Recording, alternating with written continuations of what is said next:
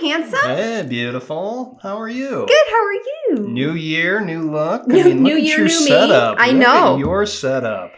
You know that you're in a podcast marriage when, for Christmas, Yes, your husband gets you a new podcast mic. she literally asked for that. And I I'm did. Like, well, that's probably the easiest thing to order on Amazon. Yes. Thank you, Black Friday. Indeed. It was, I was very excited about it. You were. Because my You were. mic was not as good as yours. You so were. now they're the same, except for mine is black. And now we have like new setup and everything here. I take it black like my men.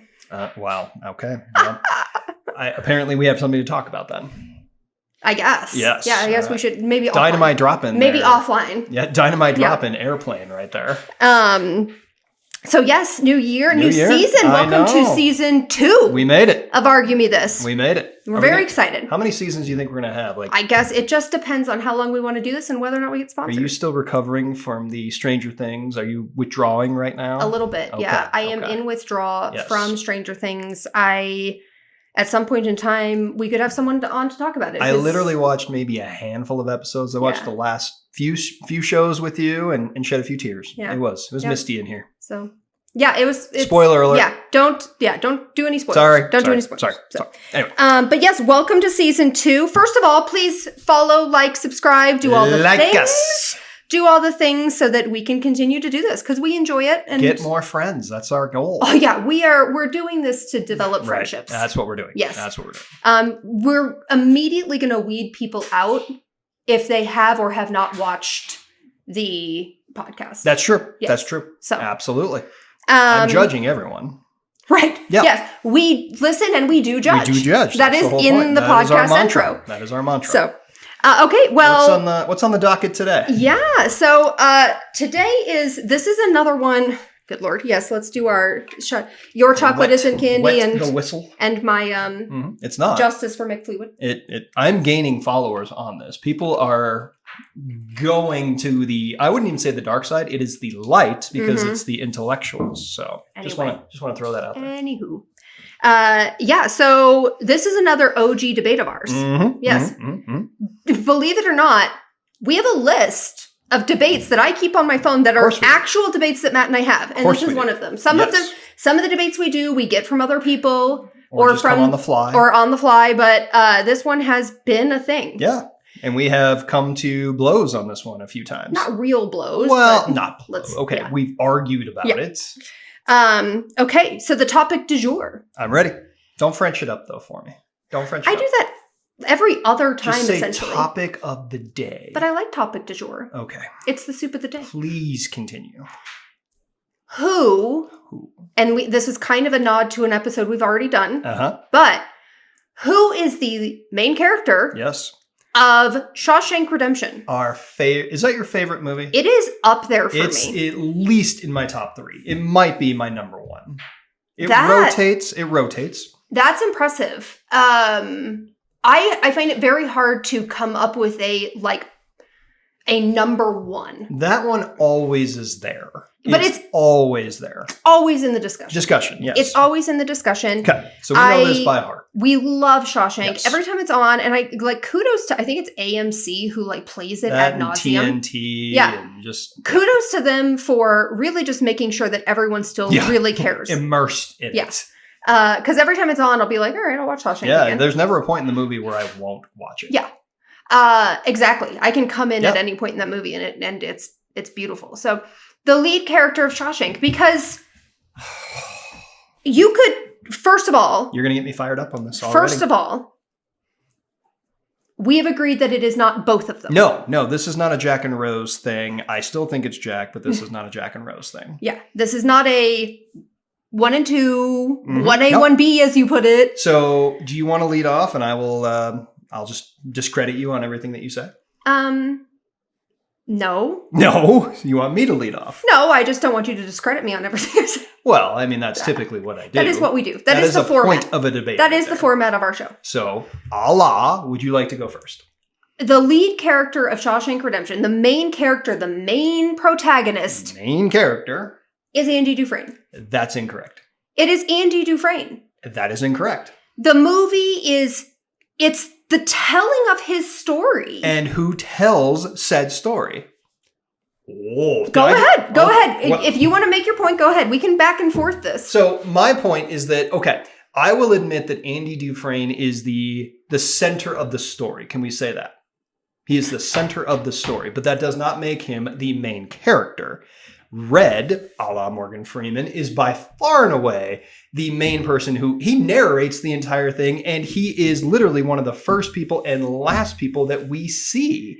So like my whole point is that it's a story about Andy going to prison and who is in a sense like, I wouldn't say mentored, but like taken under the wing of Red Redding. The narrator of the story, who is Red, yes, that he's telling Andy's story. So the narrator does not make him the main character. It makes him telling the main character's story. But that's still like who I mean, we'd have to go to ChatGPT to see who has more screen time, who has more lines, etc. But I think the main person that you say that movie you can't do who has more lines because he's narrating the story. Well, there you go. But that doesn't make him the main character of the story. Red, he tells the story of the history of the prison. Like he introduces Andy to everybody. He is the go-to person for getting things in the prison. Andy comes to him to get him things to be able to escape. I mean, all of the things revolve around Red.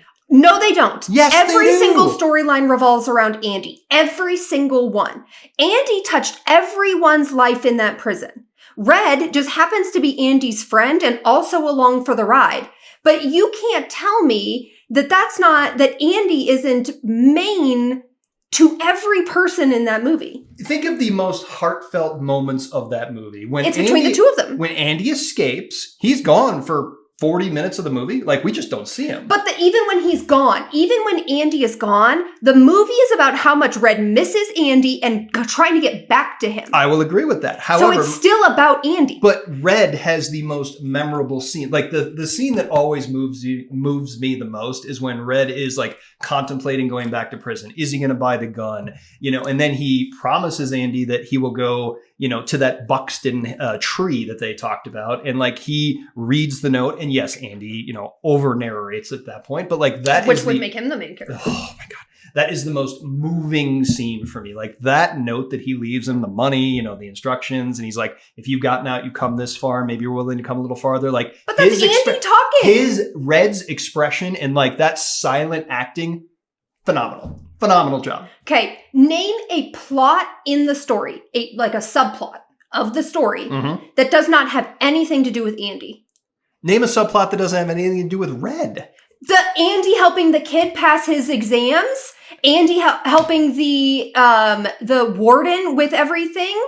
And that has nothing to do with Red. But Red literally introduces him so he's able to take those steps to the next thing.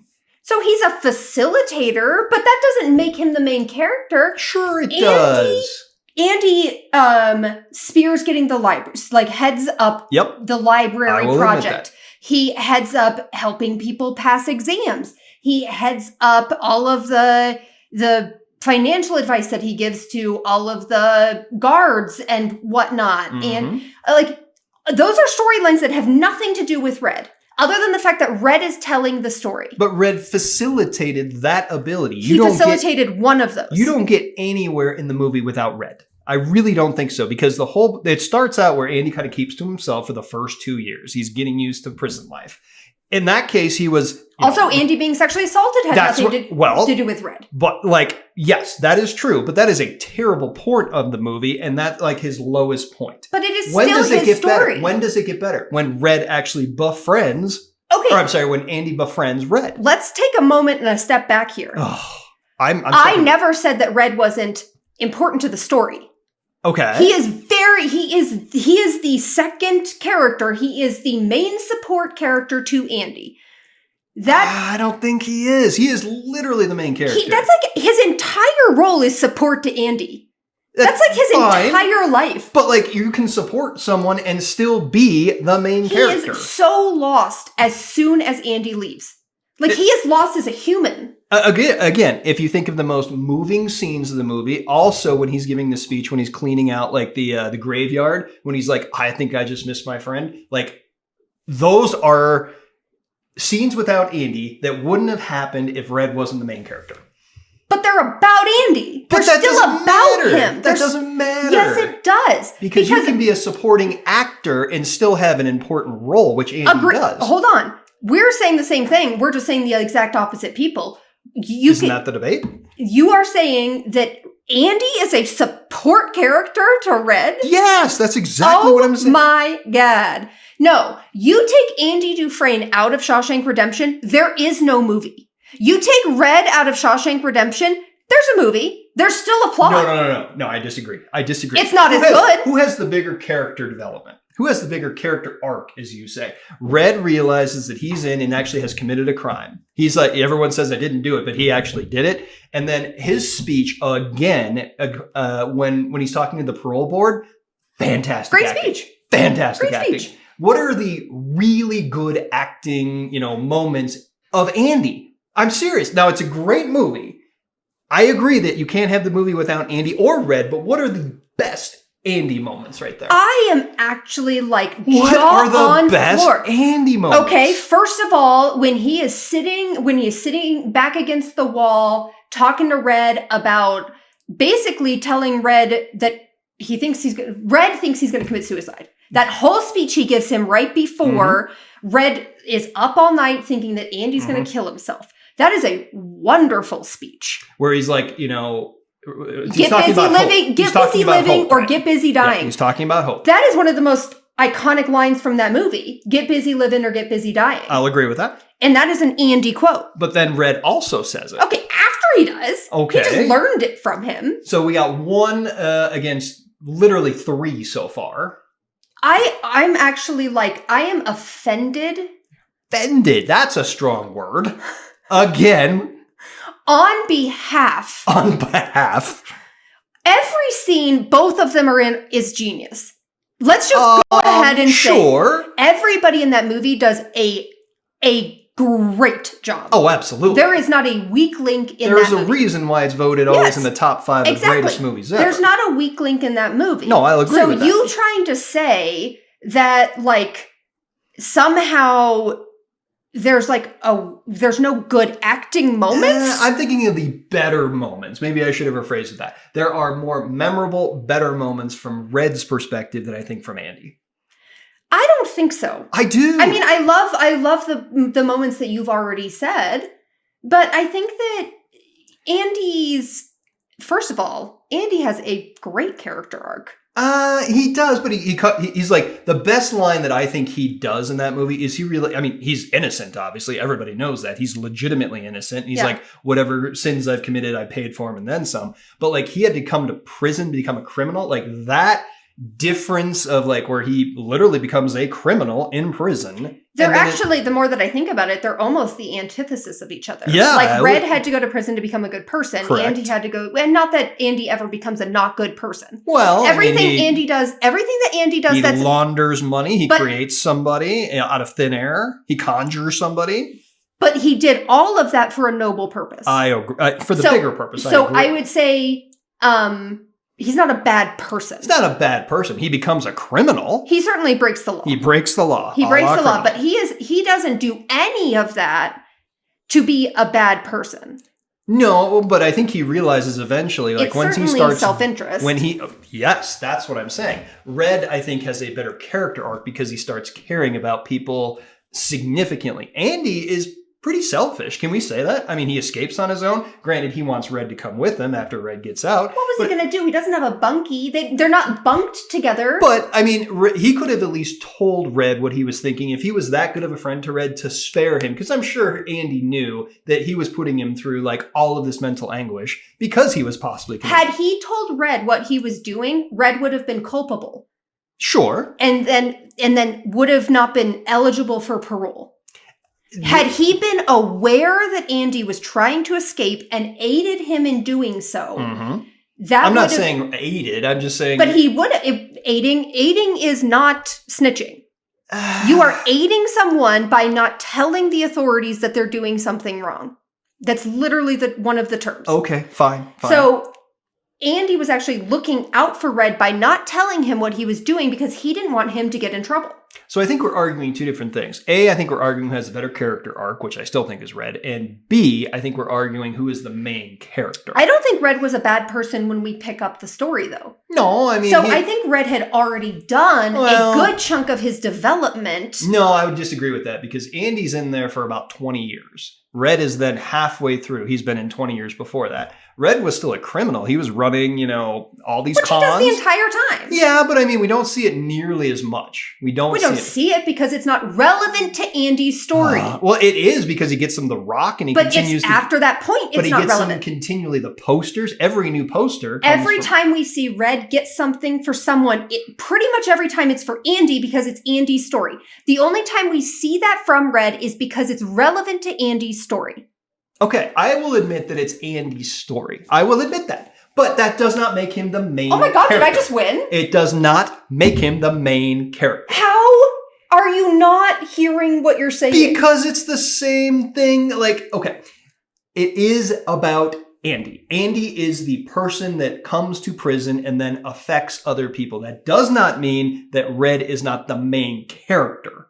That's the thing. I need you to explain that. Because he has more lines, because he has more acting moments. It's because he is the person that facilitates everything. Are you 100% certain that he has more? Take out the narrating. That's the point. He is literally the narrator and the main character. How does that not make him the main character? Oh my God, you are so cooked. This does not make... You just literally said it's Andy's story. It is Andy's story. I didn't ever say it wasn't. I didn't say it wasn't Andy's story. What I am saying is that story can be about someone, but it's told by the main character. It's told by the main character. So you're going to tell me, here's another good parallel. Here's another good parallel. I think who's the main character of The Godfather, especially in the first one? Michael. Okay, but it's Vito's story because it's all about Vito kind of taking over. No, it's about the entire family. There is not one person, and now we're going to go down a freaking rabbit hole. I agree. That's my point. The Godfather is about the family. But there are still main characters in the movie. There is a main character. In this case, I actually think in Godfather 1, it's Marlon Brando. I do. I think it's Marlon Brando. In the second one, I fully agree it's Michael. But Michael... Why? Because, they tell the whole... why? In the second one, there's more of Vito's story because it goes back in time to tell Vito's story. But that's what I'm saying. It's not... So how is the second one more Michael's story than the first? I think and maybe that was a bad parallel to the second one because they really marry the history of the Corleone family. Right. And, okay, fine. Maybe that's a bad parallel. I was trying to say the first one, the first Godfather. The first Godfather, and this doesn't even have anything to do with the debate, but the first Godfather is the story of the family. And if you ask anyone... I actually think the story of the family is the second one. And if you ask, it's the whole thing. That's why it's so hard because it's basically one movie. If you ask anyone, Michael Corleone is the main protagonist of that franchise. Okay. Do I believe that in the first one? Oh, God. Again, we are going down a rabbit hole. Maybe we need to backtrack. Yeah, I think that we're going to get into a different debate. Fine. Here's the thing. I was trying to draw a parallel on storylines. I am trying to figure out what your definition of main character is because the main character of any story is who the story's about mostly. And the story is about Andy. I actually think it's really about two different people. Okay, but we already agreed it couldn't be both. They marry very well together. Sure. That's what I'm saying. Sure. So why does it have to be Andy's story then? Because there's more of Andy's story than there is Red's story. Red's story within Shawshank is directly related to his relationship with Andy. It's directly related to everything that's going on with Andy. In fact, I don't think it is. The reason why I'm gonna discredit he's even telling the story is because he wants to tell the story of Andy. I'm going to discredit that. Because when he is out on parole and he is literally trying to live a civilian life, he wants to go back. Even Andy is not there, but he still wants to go back. So that is his story. That is his personal struggle. That is his journey. There is probably 10 minutes of the movie where we see him trying to struggle being out in the real world before he realizes, I need to get back to Andy. So he figures out how to get to the tree and get all the stuff that Andy left him so that he can then meet him in Mexico. Say Wataneo. So there's like maybe 10 minutes of the story where he's like struggling without Andy. No, I mean, Andy is gone for a good 30-ish minutes. After he escapes and they talk about the bank, cashing in all the money, etc. Like, we don't see him. And then all of a sudden, like, the warden kills himself. But why does the warden kill himself? Fine. I'm not saying that doesn't have a point to it or that doesn't play into that story. But again, it's told from Red's perspective. It's showing Red and his fellow, inmates that he left behind and how they're adjusting to life without him. But they're constantly talking about him still. Like, they sit around and tell stories about Andy. Yep. And then the reason the warden killed himself is because Andy got him in trouble and sent all of the evidence to the authorities, being a good person, by the way, to get him in trouble. And, like, everything is still centered around Andy's actions, even when he's not there. But it's told and acted and portrayed in Red's eyes. But the story is it's not about Red, though. None of the story is about Red. It's about Andy. Do you think, okay, I'm trying to think of another thing. What main story has a character that dies very soon? Can we talk, that's told from a perspective from someone else? That's what I'm trying to say. I will agree with you that the movie itself is centered around Andy's story. However, in my opinion, it's still about Red, who is the main character, because it's all revolving around him. Red is responding to everything that happened to Andy. I'll agree with that. But it's still Red's perspective. It's him narrating. It's him acting in relation to Andy. That doesn't make him the main character. It makes him the narrator of the story. That's all it makes him.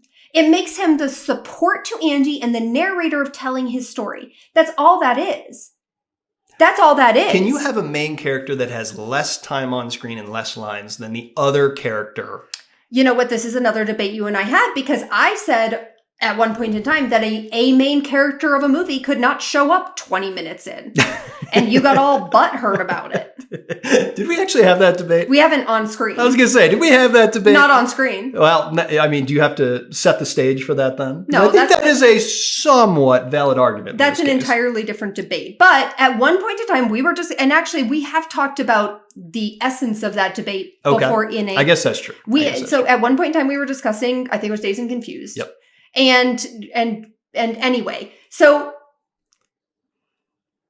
that whole point of less screen time goes directly against your point that a main character doesn't have to be there from the start.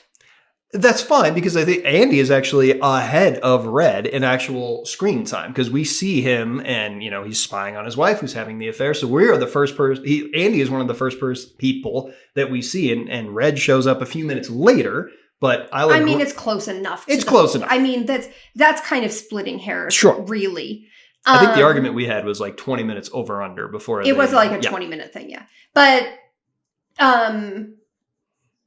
screen time, first of all, I bet if we This is coming from an actress, by the way. I bet if we looked this up, I bet if we looked this up, the actual screen time that each of those characters has is probably pretty even. Because you're in your head, every time Andy's on screen, Red is there. And that is not true. No, I agree with that. So there are a lot of times Andy is on screen with someone else doing something. Red is just telling the story behind him. So he's not on screen every time Andy's on screen. No, I agree with that. I agree. So I would say that if honestly, if we probably looked this up, it's probably fairly even between those two characters in terms of actual face screen time. Okay.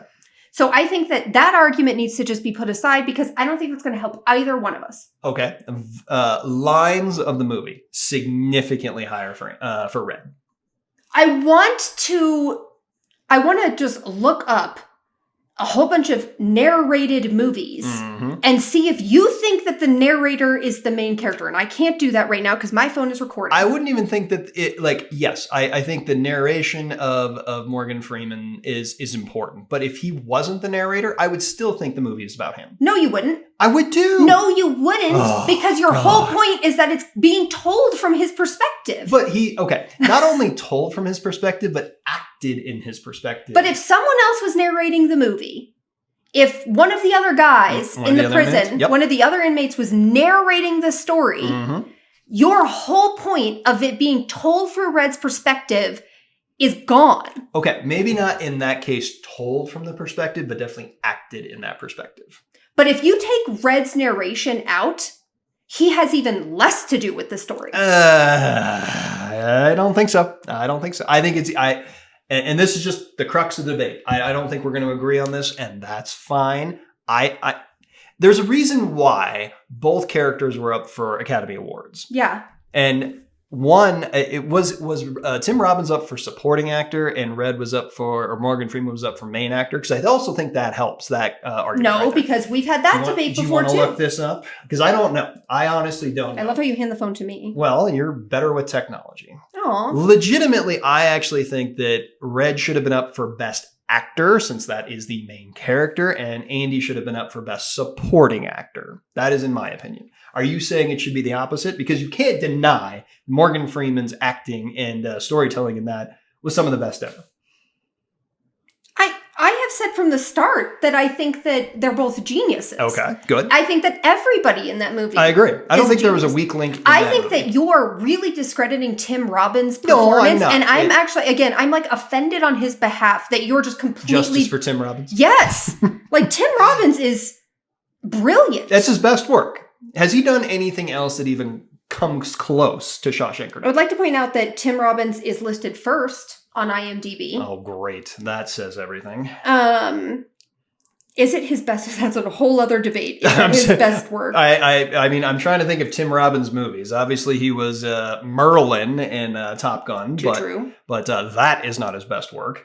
I mean, this by far and away, I think is. What about Nuke LaDouche? Yeah, that's true. Bull Durham is one of my favorite movies. He was really good at that. That's a good pull right there. Good pull.